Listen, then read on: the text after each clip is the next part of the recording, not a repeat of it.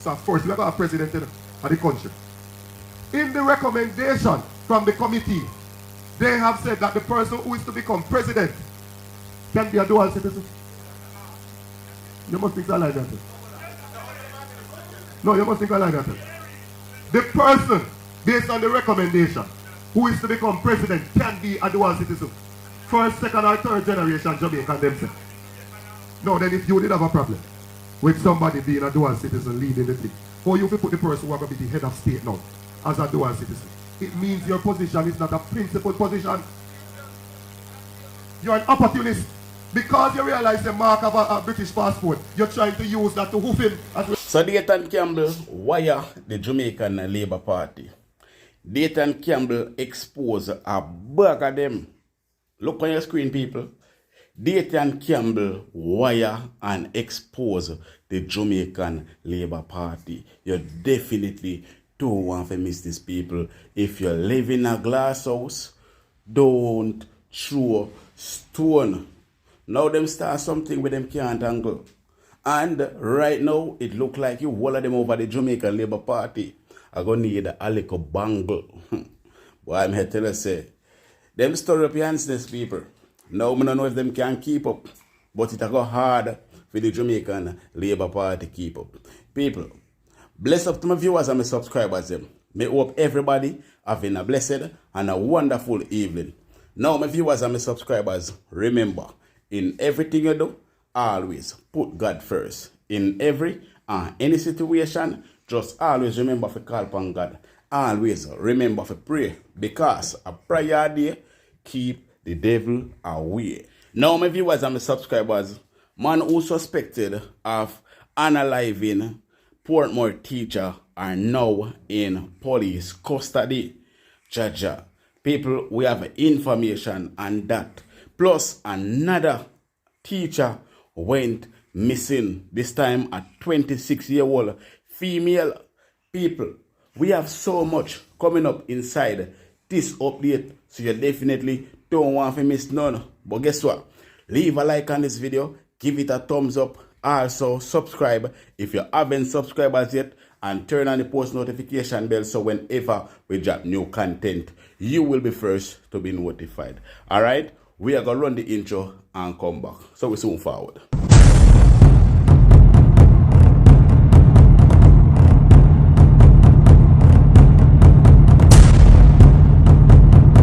So welcome back to my viewers and my subscribers them. Big up to all of my viewers, big up to all of my subscribers them. We continually support the channel and help the channel to grow. Now, remember to leave a like on this video. Remember to give this video a thumbs up.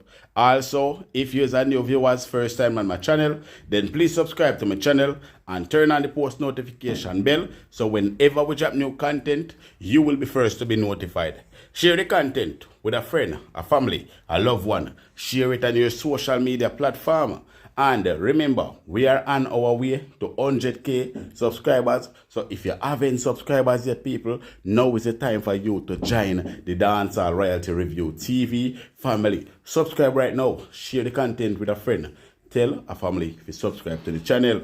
Now, my people, make we start off the report with this. Deputy Commissioner of Police in charge of crime, Fitzbailey, says a suspect is in custody following the disappearance of 29-year-old teacher Daniel Anglin. Miss Anglin went missing on Monday, May 13. She was last seen on her way to work sometime after 5 a.m. that day. Miss Anglin, who lives in Elshire, St. Catherine, was reportedly taken an in-drive taxi. Providing an update on the case, DCP Bailey says the driver of a vehicle possibly taken by Miss Anglin was arrested. Now, people want to hear what they go on, people, but make way off his bill to say. To my right is Acting Assistant Commissioner of Police, Wayne Joseph, in charge of the Criminal Investigation Branch. He was recently appointed as such. And to my left is Superintendent Christopher Brown, who is in charge of the Crime Portfolio Secretariat. On Tuesday, May 14, 2024, about 5 p.m., Ms. Daniel Anglin, a 29-year-old teacher of a corporate era primary school and of a Helshaw Park, Portmore, St. Catherine address, was reported missing to the St. Catherine South Police by her parents. Miss Anglin reported left her house on Monday, May 13, 2024, about 5:50 a.m. en route to school and had not been seen or heard from since. An investigative team was assembled consisting of St. Catherine South Criminal Investigation Branch, led by the St. Catherine South Crime Officer and supported by the Communication Forensic and Cybercrime Division, CFCD, Scenes of Crime and Criminal Investigation Branch Headquarters, CIB Headquarters. As part of the investigations, the team visited her community and her school and conducted a number of interviews. The team also utilized available technologies and forensic capabilities which allowed for identification of a number of vehicles which were assessed and analyzed, and with skill application of their training, identify a vehicle of interest. The driver of the vehicle was subsequently identified and taken into custody following investigations.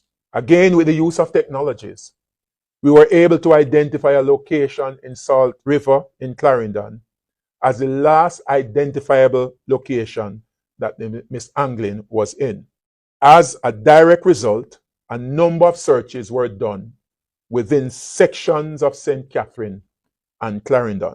On Monday, June 3rd, 2024, about 6:30 a.m., police made a discovery of human skeletal remains in a section of Salt River in the parish of Clarendon. It is still too early in our investigation to state definitively that it is Miss Anglin's body, and thus we await the findings of the forensic team. Given the weight of the evidence collected thus far, the suspect in the matter has since given a statement to the police admitting his involvement. I want to point out that this specific suspect was arrested and charged sometime about 2015 by the police for sexual offenses. He was also convicted in Antigua for sexual offenses and deported to Jamaica. We appeal to the public. If you have any information that can assist with this case and any other, please reach out to 119 or the nearest police station. This and other investigations in the past indicate the quality of the people and technology within the constabulary force to serve and protect. It bears testament of good work, collaboration, due diligence, police and public partnerships, and attention to detail. I would like to offer my commendation to the entire investigative team. Certainly, it's a joint initiative between the JCF and citizens. Again, we appeal to the public. If you have any information that can assist with this case and any other, please reach out to 119 or the nearest police station. In terms of the timeline of the investigation, there is a window of opportunity that we know closes very quickly. Based off of the information that you've been able to get, how soon after her disappearance do you think she was, if this is in fact the We believe that she was killed the same day when she disappeared. She was picked up by the suspect. We have identified that she was picked up by the suspect. I can also say that with the help of Jamaica High, we were able to identify a specific route which the motor car that she was in traveled. We were able to identify some special items through the Jamaican Eyes system.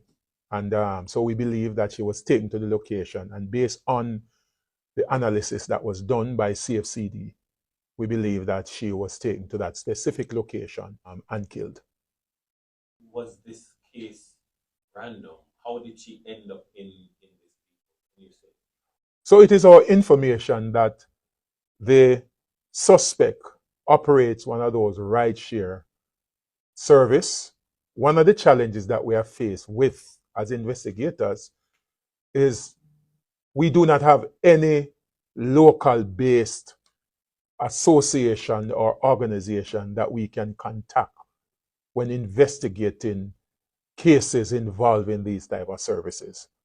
And it is something that I will be taking up with the relevant authority to ensure that more structure is put in place to treat with these type of association or organization. It is posing a serious challenge to our investigative effort. Final question, what is the likelihood of charging this? Well, based on where we are now in our investigation, we are satisfied and we are convinced that we have the right person in custody. And it's just a matter of time for the various processes, administrative processes to take place, then we can speak further. But I am not going to speak specifically to the person being charged. We have some processes that must be followed. He has to get his counsel. He'll be subject to a formal interview, etc. But we are satisfied, based on our investigation, that we have the right person. The motor vehicle that he drove was processed, and we are awaiting the result from the lab in respect to that. So I just want to say to my people, be careful of the type of taxi that you take, because some of these people are not really who you think they are. Some of them are all dirty kind of boys. Some of them are rapists. Some of them are, some of them are friends where we take you away. Some of them are people you know, but then we take you away. Heartless people, them. So we be careful of the type of taxis and the type of people we want to drive with. You understand me? I say, now people, we're moving on to our next story. So I just want to say, my condolences goes out to the families, friends, and loved ones, and the student for Daniel. You understand me? I say, because it is never easy losing a loved one. Speaking about losing a loved one, Dr. Daz giving some information at a PNP meeting that he was poisoned politically. Now people, I am going to play this video so you guys can have a better understanding of what I am talking about. Since I came into politics just over a year ago, there have been personal attacks, there have been economic attacks, where my business partners were advised not to do business with me. I lost contracts. I had permits held up until they said, Dawes, we have to let you go. And then the permits were approved. I have listened to bloggers drag my name in the dirt. I have listened to lies being spun about me, and I have had to learn, as Kennard say, you have to have alligator skin in this politics thing. But I look at it as a process. I really never wanted to share why, but I believe you all need to know the battles that I have been fighting silently. A year ago, I was invited to a meeting, and I had gone with a member of my team, a female comrade, to accompany me to that meeting. Said it was a private meeting, so she waited outside. I went and met one-on-one with someone. We're there for about an hour. And then when we're leaving, he went and spoke to someone at another table. And then he came. By that time, my friend had said that she had ordered some food. And he came and we said, no, leave it, I'm late, I have to leave. And he said, no man, wait for the food. And don't worry, I'll pay for it. We got the food, and I was dropping out. She said, my MP, you don't eat from morning, better you eat it. Dropped her home. When I was eating the food, my throat started to tighten up. And I couldn't breathe properly. And I called some friends in the police and the university hospital. And I ended up at the university hospital that night. The next morning, reporters kept calling. And they kept asking about the woman who was rushed to the hospital. Because the plan was never for me to eat that food. It was for her to eat that food. And they were hoping that I would be rushing a dead female to the hospital. And the scandal that ensued would destroy my name. And then the police, every time I spoke to senior members of the police, reporters would be calling with the same information I gave the police. So I knew this was not a plot from Southeast. This is something bigger. And I purposefully kept this from the leadership of the party and everyone, my family in particular. But I think you ought to know that there's a group of people who will not stop, even if it means murder of an innocent. Not to destroy me, but they need to destroy my name. And that is what I've been up against. When the results came back, I'm a fit man, I exercise, I ride. Oh, and by the way, I heard my counterpart, Dr. Tufton, was in an accident. I reached out, I expressed my sympathies and hope he gets a speedy recovery. When the results came back at UE, it showed that I had liver and kidney damage. By that time I had gone to SAB because I was feeling better. And I repeated the blood test there. It showed the liver and kidney damage, but it was improving. And that cemented everything that I was poisoned. Now, a man don't feel like I say just poor people alone wicked, you know. But rich people wicked too, you know. Rich people wicked too. You have evil-hearted rich people out there. And enough time people wouldn't feel like I say, yeah, I just the people in the ghetto alone, wicked and bad mind and corrupt. No. You have big top shot out there where rich and the bad mind corrupt and have evil heart as well.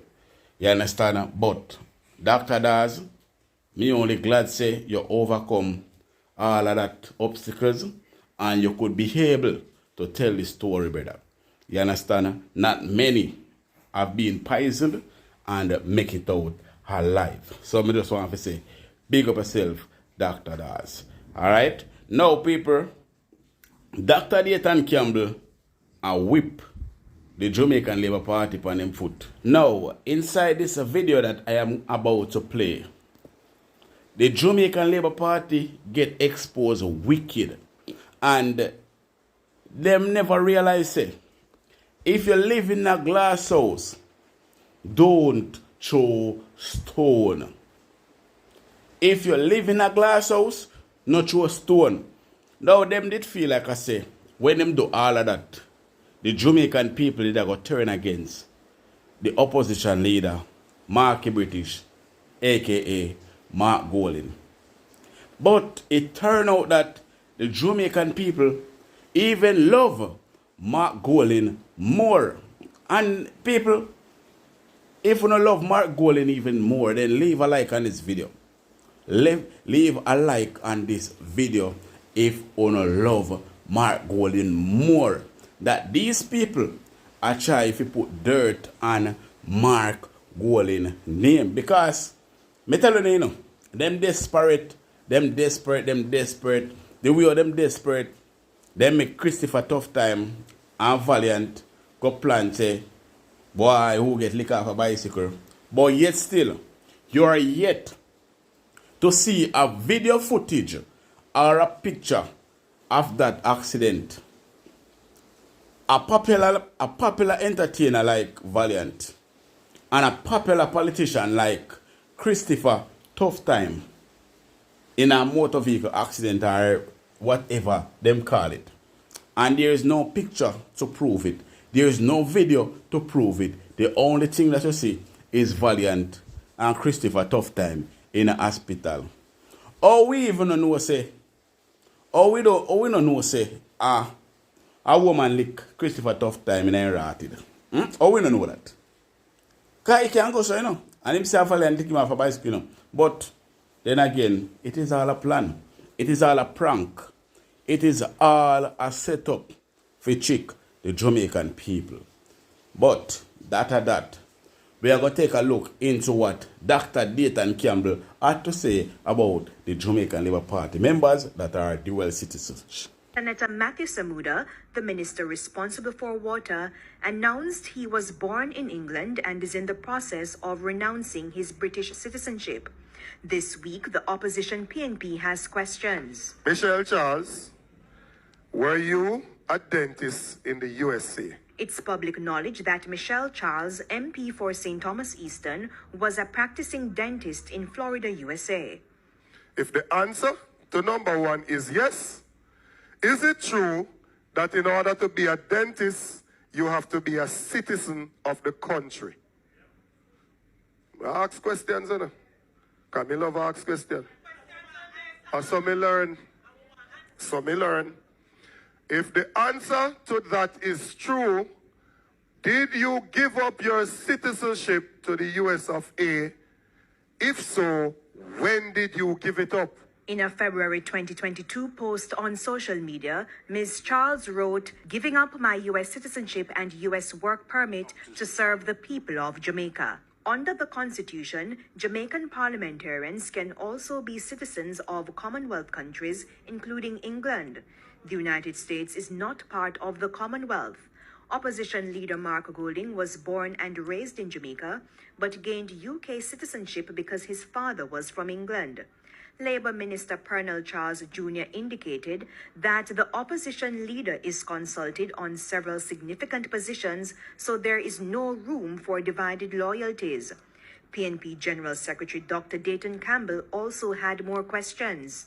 First question to Mr. Pernell Charles Jr., who said there is no room for split loyalty. Were you a U.S. citizen? Mr. Pernell Charles Jr., were you added to the Senate in March of 2016? Were you made a junior minister of government and then a full minister of government? If the answer is yes, we move to question 4. Is it so that you only renounced your U.S. citizenship in November of 2017, which means that you were in the parliament illegally for a year and a half?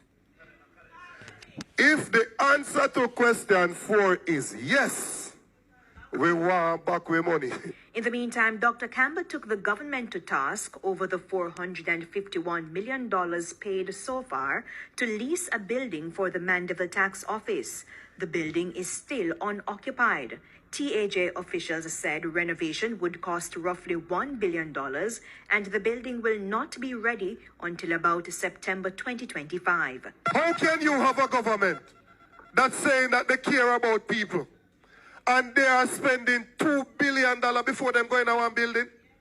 And then, when we ask who owned the building, they say they can't tell we. Well, me a call upon Darrell Vance tonight to tell me who owned the building, because him can't find out how. I can't mark golden business alone, you know, Darrell. No, sir. You must know some other things. Come on, Darrell Vance, man. Just like how you could and creep up Mark Golding information and dash it out there in the public, you must can let us know about Pernell Charles Jr., Michelle Charles, the whole of them, Babsy Grange, the whole of them. We want to hear how we go. Make we know, man. You can find the dirt on PNP, but you cannot find the dirt on the Jamaican Labour Party. You is a bunch of hypocrite.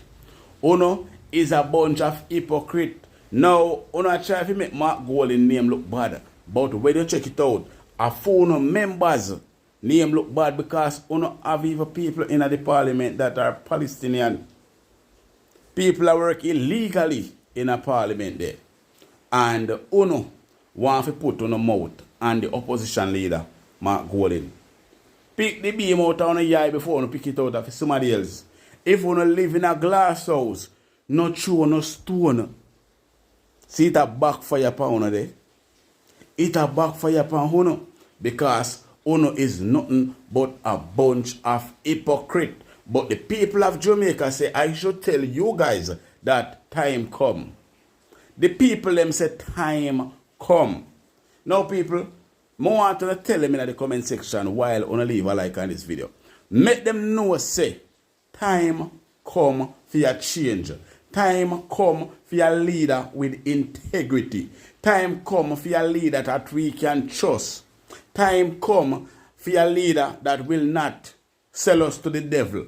Time come for a leader that will not sell out his people and give them poison. Time come for you change Jamaica. So we need to send a message to Andrew Wallace and him Jamaican Labour Party members. Say time come. Time come for you change. You understand what I say? Now, someone may be wondering, why you let the time come? Imagine we have a leader who support the devil and not God. A leader will blame God for everything that happened. A leader who is not a believer in the Most High God. Time come. Time come. Big up on yourself, my people.